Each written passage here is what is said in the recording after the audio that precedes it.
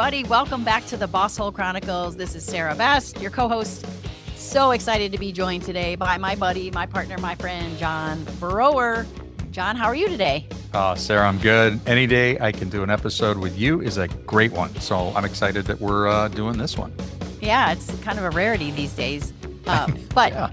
There's some good subject matter we're going to cover today. John, who is our guest and what will we be talking about? Well, we actually have a returning guest, and this comes originated back in May of 2023 when you interviewed Marcel Schwantes.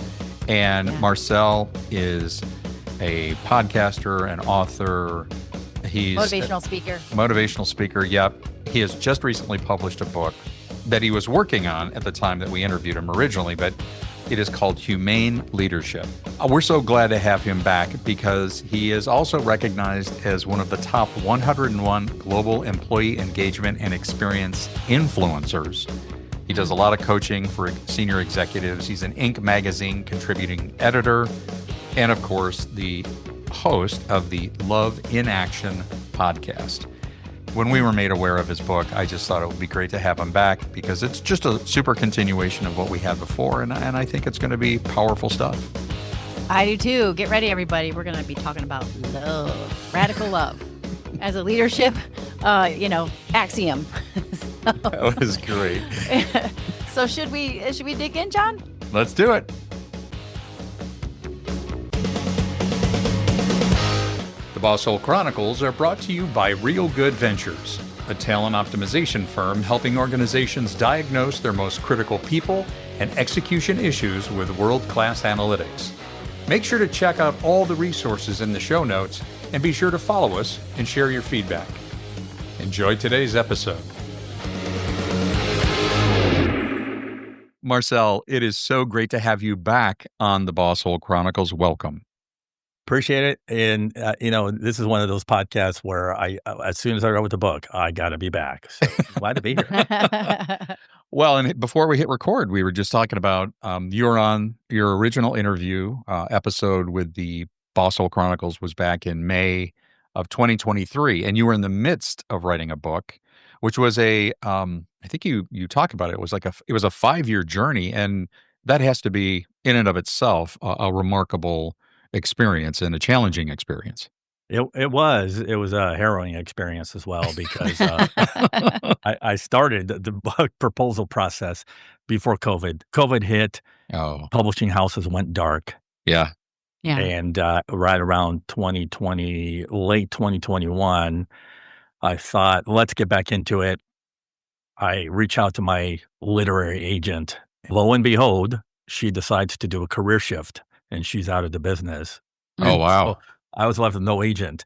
So I took a hiatus and then, I thought, I'm just going to go the self-publishing route. But then I thought, let me just try it on my own, just kind of one last ditch effort, right? One last hurrah. And I sent my book proposal out to a few publishers. And of course, I got mostly no's. And then right around the midnight hour, Business Expert Press, shout out to BEP, can call me and say, hey, we love your manuscript, your proposal. Let's do it. So I thought I had given up, and here I am. And here we are. That's awesome. Well, so for everybody listening, in the show notes, well, first of all, I'm going to put a link in there to your original episode where you had a nice conversation with Sarah, focusing on your work entitled Love in Action. That is the title of your podcast, your newsletter, the work that you do. But the book that recently released is called Humane Leadership, Lead with Radical Love, Be a Kick-Ass Boss. Love that. And by the way, at the top on the cover, a quote from Stephen Covey. You have so many accolades from so many notable people. You've got to get the book. People have to read this. Mm-hmm. But we love the origin story and how this journey started for you, because in the very beginning of the book, what I love is that there is a boss hole story. So help us understand how it started. Yeah, definitely a boss hole story. So flashback, 2002, I was still, way before I went on my own as a coach. And I was working in healthcare for a hospital. that shall remain nameless. And that hospital had a very, and since now I'm speaking to you guys, your audience knows toxicity, right? Mm-hmm. And so it was a very toxic work environment from the top down. And I was in an HR management role, being groomed to one day walk away from that 2-year residency program. It was a 2-year contract, basically, to head up my own hospital as an HR department manager or director. That was the intent, at least on paper. But around year one, somewhere around month 9 of the first year, I started to run into the bossel signs, and so that started to take a toll on my health. And to the point where the more stress accumulated, stress, anxiety, and you name it, it started to affect my physical health to the point where one day I stepped out of the shower and I crashed to the floor, couldn't move from the waist down, paralyzed. Oh my gosh. And it wasn't permanent. Thank you, Jesus. Sorry, Yeah. I'm showing my faith there, but That's welcome here on the Boss Hole Chronicles. okay. I promise you. And but as I crawled on my elbows to get to the phone to call my parents at the time, I ended up in ER. They sent me to the ER, and the ER doctor says, "Hey, how would you rate your stress level on the scale of 1 to 10 at work?" And I looked at him in the eyes, and I said, 25. And so I had the physical symptoms of so much cortisol be released in the body for such a prolonged period of time that my back couldn't hold it. And so it literally just stopped working. It just seized up. And it seized up for a month. I could not move. I could not walk for about a month's time. And then, so I was on disability for 2 months. And then there's the emotional toll that comes with it. So why this story? What's the context here? Well, the context is that when you are under that kind of a stifling high pressure cooker environment where you don't feel cared for and people don't really value your well-being, your mental health, your just you as a person, and you go through this over a long period of time, and some of us are wired where the stress flies below the radar, if you will. We don't know that we're experiencing stress to the point where then our body starts to tell us, right? Yeah. Like hypertension, and your heart starts to palpitate and you start to have shortness of breath. Those are all signals that, okay, it's getting too close to the line. You need to pull back, right? But then as I did the research on the book, I realized that when you're under those toxic work environments by people at the top that are creating that kind of stifling environment, it leads to those health issues. And I cite in my book even health issues to the point of having heart attacks and even death. So this is a question of life or death, Sarah. Exactly. Yeah. It's a question of life or death. And so after that episode, I was able to complete the 2-year residency. I came back, right, from finally having recovered physically, mentally, emotionally. It took me about 3-4 months. Came back and was able to complete that program. And then the very next job at another hospital, I was under a completely different style of management, what we call servant leadership these days, right? Okay. And servant leadership is tied to a lot of love and care. And so I began my investigation of my own boss, who I worked for, who cared for us and mentored us and made time for us, and they let us have a voice in opinions and concerns, and we had a seat at the table. And so I started to connect the dots to what makes a leader like that thrive, where it filters down to the team level, and the team level begins to excel as well, and they're engaged, et cetera. That's how I felt. Right. And so that began my whole research on how leaders, the most effective leaders, are the ones that lead through love and care. We don't call it love. Right. Some of us call it care, but I went as far as using the word that most people are afraid to use, and that's love. And then that led to the premise of the book, Humane Leadership. Well, if you lead with radical love, and I explain what that is in the book through the framework, you're going to be a kick-ass boss. So there you have it. Well, I'm glad you survived and thrived through that and have now used that to create something of a blueprint for other leaders. Part of me wants to go back and say, what was this boss hole doing? We don't need to talk about that though, because what we can appreciate, and I'm sure people who are listening can appreciate, Marcel, is the impact. So the lack of empathy, the lack of being valued or understood or seen is can hurt people, physically hurt people. Yeah. I do think in the book, Mhm. to expand on Sarah's point, while we Mhm. don't want to necessarily talk, ad nauseum about the boss hole, when you did notify them about your back issue, I mean, you were on the floor, you called, I mean, it was accusatory, you were doubted. Immediately, your truthfulness or your honesty was called into question. I mean, Yeah. that gives a really clear indication of the kind of individual for whom you were working. And Yeah. and that does not set a great stage. And so I just want our listeners, our managers, ask themselves the question, how do I react and respond to my people when it comes to the challenges and difficulties that everybody experiences in life? Do I doubt them? Do I question them? I mean, again, can people lie? Can people make stuff up? Absolutely, but that usually proves itself out. But what is your first reaction? Is it in suspicion? Is it in scarcity? Or is it in love and abundance? And I think that's a pretty clear distinction. And so when you made that shift, you went to that next manager, boss, that's what you experienced. Somebody who really did care for you. Yeah, absolutely. And to this day, his name is Bruce, by the way. And Thanks, Bruce. yeah, Oh, Bruce. Bruce is the model.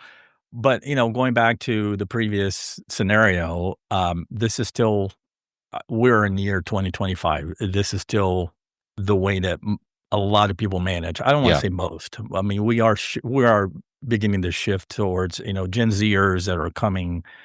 They're a different animal. They Oh, demand a yeah. different style of leading, but we still see so many of the traditional models of management that you can even trace back to early industrial era. Yep. Is still it permeates in today's workplace, where the people at the top, they make all the decisions, they hold all the power, and they have all the control. Mhm. Yep. And I mean, isn't it amazing? We're still having this conversation I know. 75 to 100 years later, that people are still treated like cogs in the wheel, Yeah. and that has to change, It obviously. it does. It is, as we would say, it's a shift from the command and control to the trust and autonomy model. Yeah, we do have to appreciate and recognize that maybe while there was a slight uptick in engagement especially during the beginning of the pandemic, Yeah.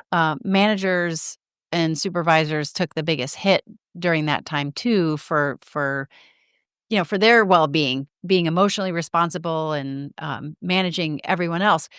Just last week, I was presenting to a Vistage group on emotional intelligence, and we had a slide there that would kind of evidences the debate happening right now.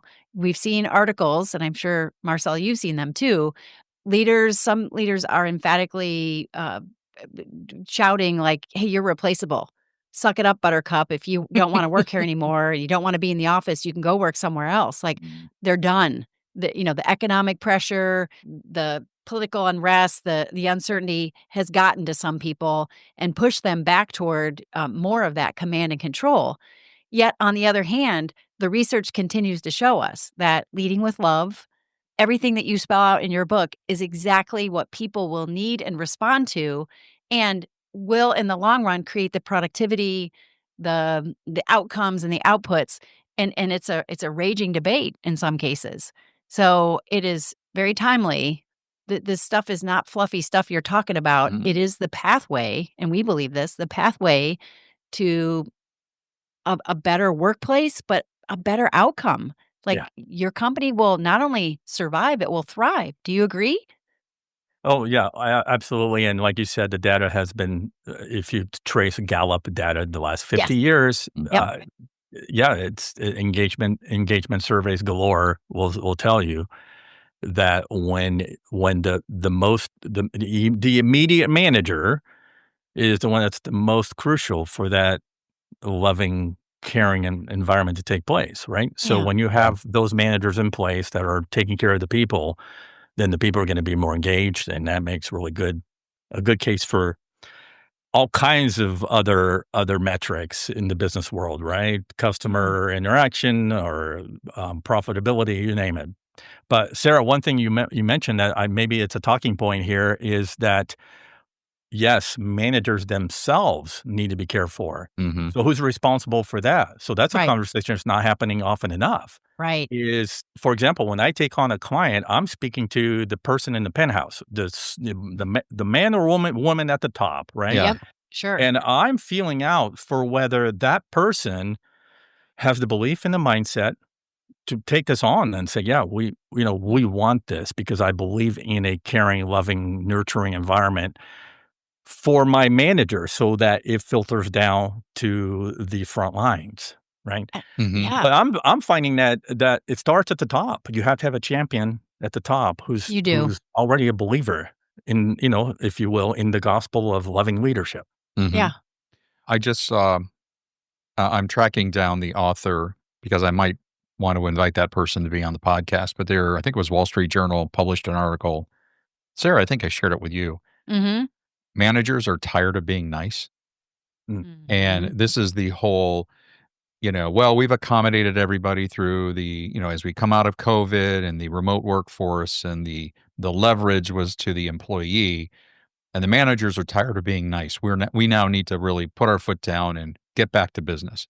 And my question was, well, based on our anecdotal evidence of almost 5 years of doing this podcast, I didn't know that they were being nice. Well, no, I mean, it would suggest that it's not a manager problem. It's an employee problem, and I would say that is an oversimplification of it. Because, Mm. and by the way, I don't think anybody with worth their salt in leadership development or manager or supervisor development and training would ever say that your job is to be nice. Your job is to be effective. Your job is to be humane, borrowing from the title of your book, and and understand that you have human beings. And if you don't have your own self-awareness and awareness of others, which is totally attainable, we talk about that all the time, you Yeah. will struggle to be a humane leader. And so it's Yeah. not about being nice. It's not about being fun. It's about what Amy Edmondson talks about in terms of psychological safety. Mhm. By the way, she called you out. I just saw she mentioned something that you had. I don't know if it was a reference to the book or something like that on LinkedIn, and she's amazing. She's been on the Yeah. program too. I think that is evidence that we still don't understand what a manager needs to be. A They need to be developer, self-aware. yes, and a developer of people, and understand who people are. So, go John, ahead. if I could just grab onto that for a Yeah. minute, notice how it is easy to look upon the role of the manager and to kind of lump people together as being ineffective and inefficient in that role. Right. We know that systemically there's not a lot in place in many organizations to support managers being Hmm. effective in their role. I mean, we could say, "Hey, yeah, your job is to develop people," but that, 90% of their job is actually doing the work, then managing the people. We could talk about that all day, but I do think, the underpinning of what we're talking here, Marcel, that points to radical love is, you have to be self-aware and you have to manage what's going on with you such that you can then be aware of and care about what's happening for the other person. And that's the empathy, that's the patience. Those are some of the qualities and characteristics you describe in your book. I get it why CEOs and people are losing their minds. They're not tuned in to what's been happening emotionally and physically for them through all this stress. So, it makes sense that it's kind of this trickle down, really bad domino thing Yeah. that, people are left in the wake of no coping skills. And Yeah. CEOs and leaders, not only do they have to buy in, they have to get healthy. They Yeah. have to be willing to feel their feelings. And I'm sure some people's toes are curling right now. Like, feelings don't belong at work. Oh, but they do because 'cause they're there anyways. That's what's killing other people is your toxicity, your negativity, your self-doubt, your anger, your frustration. Okay, now I'm on a roll, like a bad roll. So I'm gonna toss it back to you, Marcel. Okay, What wait, take before us you toss somewhere. it to Marcel though, Yeah. and no, I don't think that's a bad role at all, Sarah, because I will tell you, no, when we do our leadership team development, Sarah, oftentimes you will bring up on the screen, we will use a feeling word list. And Always. at first, I mean, people look at that and going, it's like the first time any leader has been asked, how do you feel right now? And they struggle with it. But once you go through that and check in with them multiple times, they begin to appreciate how critical that is. So I think I absolutely agree that it is a different way of looking at it. I love that point, Sarah. So yes, Marcel, now you, this is about you. This isn't about us. Love and leadership, humane leadership. How does this translate into this work? What can people experience when they crack open your book? Wow. So many things I can go down many rabbit holes. I think that they will get a good baseline for how to lead effectively. Mhm. And I want to, I want to speak to the impression of managers are tired of being nice. Managers who think that they first have this false idea that they have to be nice are Mm, probably the ones that are they're probably drinking from the fire hose of way too much empathy and compassion data coming their way, mhm, Mhm. where yes, those are good things. We have to lead with empathy and compassion, but leadership is a little bit of a paradox. Yes, we have to be good listeners and listen to the voices of our employees and meet their needs, etc. At the same time, leaders have to hold people accountable and demand excellence and still demand that the numbers are met and the expectations are met Mhm. for performance, mhm, right? But the two worlds have to mesh. Right. It's not lead with the iron fist and expect people to perform at a high level. It's provide the environment and provide the caring behaviors for people to excel and then hold them accountable as well. Because if they don't excel and meet their numbers, then that's a different conversation we need to have. Okay, why is it that we've created the environment for you to excel? We mhm. are supportive and nurturing. You have clear expectations, and you're still failing. Okay, so that's when the hard side of leadership has to show up Yeah. to make sure that people's feet are still being held to the small fire. Maybe it's a flicker, not a raging fire, right? Yeah. But again, it's because in this day and age, yes, we were coming out of a employee sort of a employee leveraged economy where they called the shots, and maybe we're swinging back to an employer led economy, right? But we still have these young 20 somethings that are bouncing around. They don't have maybe the same direction and guidance in life that my generation, your generation had, right? Where they know exactly where they're headed. They bounce around Mhm, from job to job. They're delivering and driving for Uber and Mhm. and so it's kind of like we have these unstable people now transitioning through the workforce. And those people have to understand that, hey, we would love to have you work for us.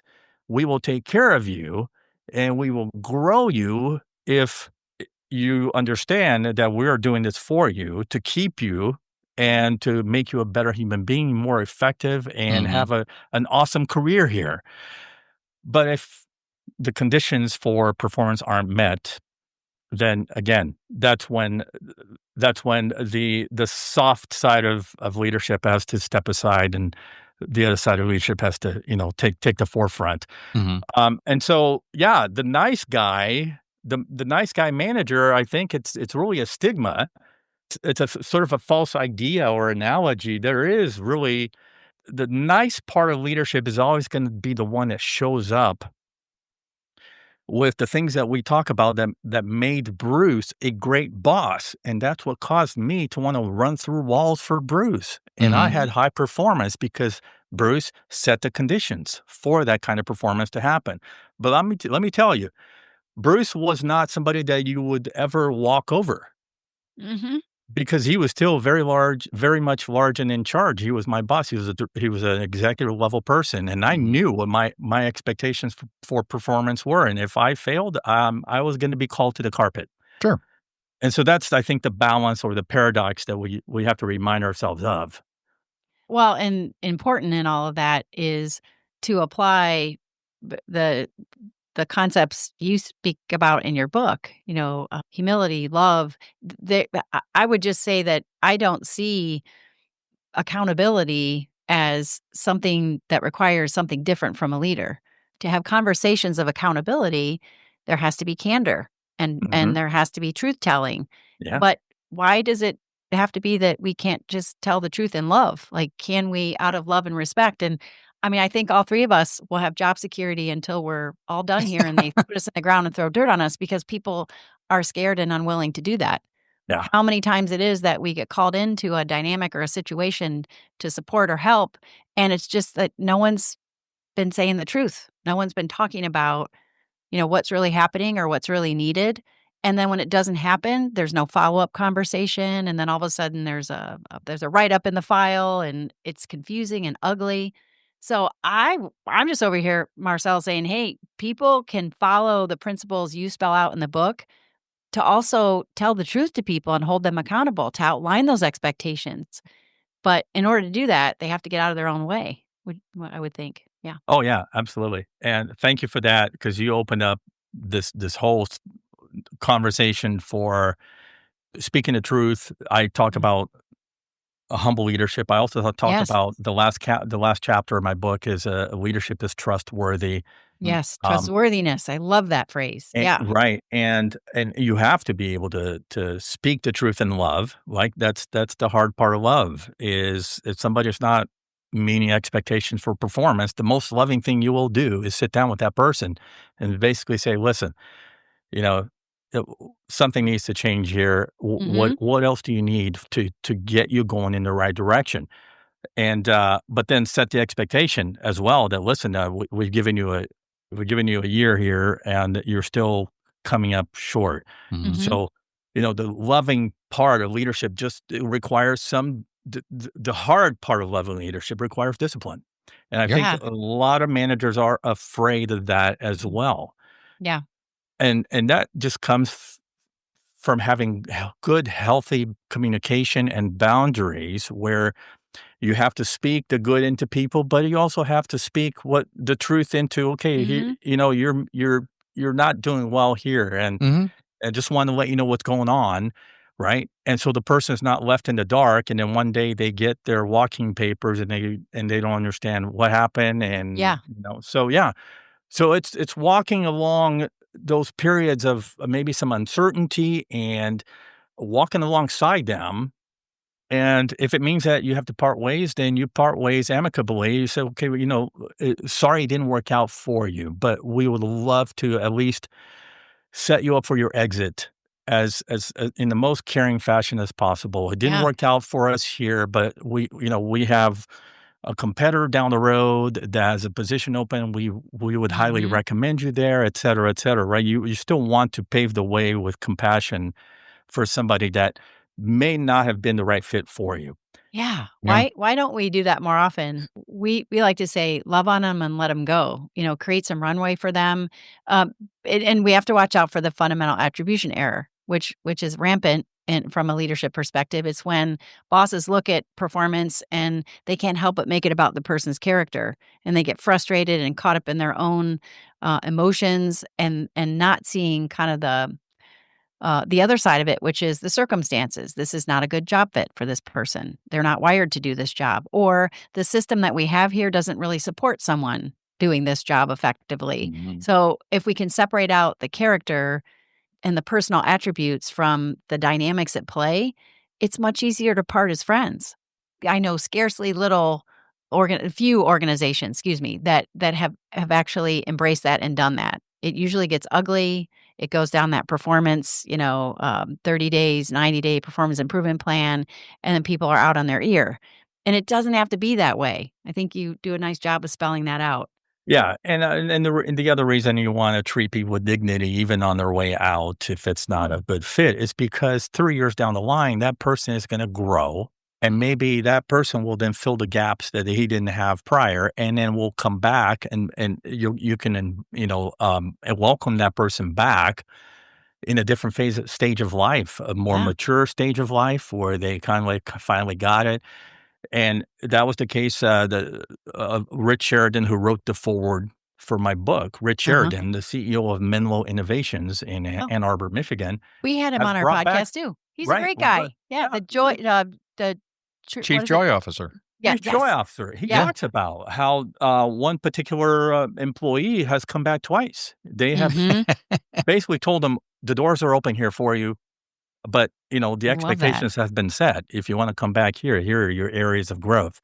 Mhm. And that gentleman did come back and did work again for a few years and did quite well because That's you kept the door open. Yeah. So Marcel, something you said before regarding the perspective of love in a management or supervisory role, it made me actually think about when I became a dad. And people become parents naturally. Nobody teaches you really nobody is naturally a good parent. I think you learn sometimes we have great examples or role models from our own parents, or we have to learn it, but it is hard work. It is work.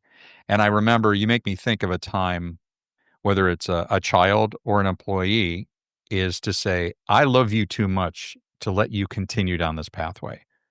And I want to talk to you about how we course correct. Now, and it could be whether it's with a family member or an employee, I think the same thing applies. And it's a tough conversation to have. Mhm. It takes courage, but it also takes training. It takes an understanding of how to have that conversation in love, in a compassionate way. And whether if some people are out there and I'm uncomfortable with the word love, it's like, okay, I respect you too much to let this continue. I care for your progress and your success to allow this to go unmentioned. And I have to talk to you about this. That's mhm. the kind of stuff that people are not necessarily realizing is part and parcel of being an effective manager, supervisor, or leader. And that also gives rise to one of the things we've realized in the last 5 years of doing this, and we've known this all along, is that when you promote somebody into a management or supervisory role who is not ready for it, who really doesn't have the heart to develop other people, you automatically put them at a disadvantage, and especially if you don't train them to do it. And I think we're experiencing a lot of that right now. Yes, we are. Yeah, and you touch on a lot of the radical candor, Mhm. Yep. style of man well, we've been talking about that, is being able to be more authentic. Mhm. And, I think that, Sarah, to your point earlier, that takes a lot of inner work It does. and a lot of self-awareness, but these are all things that are teachable and are learnable. Yeah. Yeah. As Yeah. human beings, we are innately designed to grow as people, not to stagnate, Yeah. growth mindset versus fixed mindset. Yeah. Mhm. And so that applies to leadership as well. If you want to become an effective leader, you have to continue to grow into into the role of leadership. It is a highly aspirational place to be. Yes. And not everybody has the capacity or is equipped to be put into that role. Mhm. We spend a lot of time promoting people that are high performers as contributors. All right. Yep. Maybe they're rock stars. And the first thing a decision maker says is, "Hey, yeah, you know what? Make a great manager. We'd like to promote you because you are excelling as a contributor." Well, that falls on that decision maker's end Mhm. to realize, does that person or does anybody listening that is in a role of promoting contributors to managers understand the real competencies that makes for an effective leader? Yeah. And I Yeah. would wager that not everybody knows what No. those competencies are. Totally agree. Well, one Totally that agree. you talk about is radical love. Can you just tell our listeners about how radical love is different then kindness and empathy. And being nice. Mhm. Yeah. So radical love, once you get past the understanding what holds you back, you have to do some inner work. The work of self-love Yes. paves the way for loving others. You cannot possibly be able to step in the role of loving and caring for others if you don't take care of yourself first. Sarah, you mentioned that at the Yeah. beginning. And so that takes a lot of inner work to understand, perhaps, gosh, can I even bring the world of therapy into this conversation, right? If you are suffering from some kind of trauma that is an unresolved issue from maybe a family of origin thing, Mhm. Mhm. or an abuse issue, or some kind of dysfunction that you haven't gotten over, that's your first step before you dive into the world of loving leadership. Yeah. Is you have to be able to close the gap on that and have closure to whatever that trauma is, heal from it, move on beyond it, right? Gain your self-awareness to understand, "Oh, okay, so here are my triggers now." So now you are able to manage your emotions because we all have triggers. Mhm. Somebody might say something that's going to trigger a reaction in you. Yeah. How are you going to manage your emotions around your triggers, right? So Yes. you got to understand what's inside your baggage. We all carry Yes. a little bit of baggage, right? Yeah. Right. So it's Sure managed, do. right? So, and once we kind of know how to manage ourselves effectively, now we can step into the role of the esteemed role of the leader, right? And so what I did is I looked at, well, if I'm going to be an effective leader in the 21st century in a way that creates impact for people as well as an organization, I delved into the religious literature that goes back a couple of millennia, and I pulled five. But then I needed scientific backing from the world Mhm. of positive psychology, organizational behavior, leadership Yeah. literature to back it all up. And sure enough, I was able to do that, and the data clearly backs it up. And the five that floated to the top after various manuscript interpretations and looking at different translations of scripture and text and all that, it came down to leadership is patient, leadership is kind, leadership is humble, leadership advocates for people or on behalf of people, and Mhm. leadership is trustworthy. Mm. And so Mm. around those five, there's very little room for error if because of everything now is integrated into how to become an effective leader, but also a human being through those five principles. Yeah. Mhm. And you can reference any research that falls inside this framework. But the interesting one is the patience, because we don't Mm. often find um, patience as a leadership virtue, No. as a strength of a leader. But I think that's a conversation that needs to happen more often. Oh, Yeah. I think Amen. there's a little, paradigm here that I don't know if that's what you call it, but, the emotional intelligence research, especially that contributed by Dr. Travis Bradbury, says that the higher you go in an organization, the less emotional intelligence there is. And it actually peaks at the manager level and then drops pretty dramatically all the way down to the CEO. So Mhm. it would be safe to say that we we can say these things that they're needed and that they're important and they should be valuable, but that's not what gets people promoted. As Yeah. we've talked about, in particular, when CEOs rise to the top, they're pretty visionary, results oriented, they're pretty fast paced. They're less likely to receive honest feedback. So people stop, they do all the weird things around the CEO as far as giving feedback or not giving feedback. And they don't necessarily see the value in continuing to develop because they get results. So Mhm. we have a lot Yeah. working against us. Leaders have a lot working against them in terms of, okay, here's what you say you need, but here's what gets results in my industry. How do I reconcile the both of those? And then it comes down to the heart part, doesn't it? It's got to be a choice. Right. Yeah. Yeah, and Absolutely. they may get results, and they may be meeting financial expectations Yep. for shareholders and their board, et cetera. But I've Yes. been in those environments Yeah. where there's they're doing fine at the top layer of the Mhm. organization, and they are achieving results. But then you look at the company's turnover Hmm. ratio or data at Yes. 60%. The Yeah. wake of bodies behind them. Yeah. Mhm. Yeah. And they're bleeding money, and so that Yeah. is a financial question as well because turnover is very costly.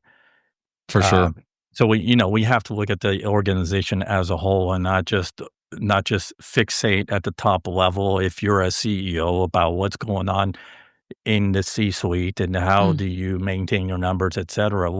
Come down to what's going on down in the front lines and Yeah. experience what your workers are experiencing. Because I can tell you that if, again, you look at the numbers, if we take care of their emotional and physical and any other well-being metrics and take care of the needs of the employee, they're going Mhm. to experience higher engagement, and engagement Mm. translates to business results. Yep. That's the results they're after at the top. Yeah. We talked How much more results they would experience, right? for sure for a fraction of the cost of not doing it. A Exactly. Right. fraction, a fraction. And Yeah. again, we call it ERP. Our version of ERP is engagement, retention, and performance. Totally, Mhm. totally manageable with the right data and the right practices from the top down.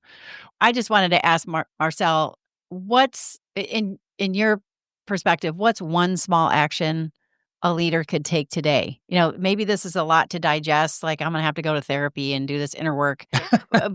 But what's one small action? We're talking about a small change that makes a big impact that you might recommend as we wrap up today? Yeah, I'm going to go back to the kindness chapter. Mm. Leadership is kind, and that's just to show genuine interest in other people. We Yeah. spend so much time just during the day. It's where we go from meeting to meeting to meeting. We put out fires. We send emails back and forth, and we just got tunnel vision, and then we forget the people in the margins Mhm. and what's going on because they each of your team members have unique needs, they have Mm. interests, they have goals, and you want to find out what those things are because it may become an opportunity to match work assignments to those needs, Nice. interests, goals to Gotcha. contribute to performance. So that's where I would start is show genuine interest to find out what's going on with your people. Nice. Nice. Nice. Well, Well, well, everybody, the book is Humane Leadership. Lead with radical love, be a kick-ass boss. Marcel, thank you so much. It has been such a pleasure to have you back. And hey, can we make you promise to come back when you publish your next book? Yeah, you got it. And mhm. let's make it a habit, a ritual. Would Yes. love it. No, we won't Yeah. wait 2 years though. No, We'll have you back sooner than that. But this has been great. thanks so much, and congratulations on the success of your podcast as well. Thank Thanks, you. Marcel. Coming from you, that means a lot. Hey guys, we'll see you next time on the Boss Hole Chronicles. Thanks very much for checking out this episode of the Boss Hole Chronicles. It was so good to have you here. And if you have your own Boss Hole story that you want to share with the Boss Hole Transformation Nation, just reach out. You can email us at mystory@thebossholechronicles.com. Again, mystory@thebossholechronicles.com. We'll see you next time.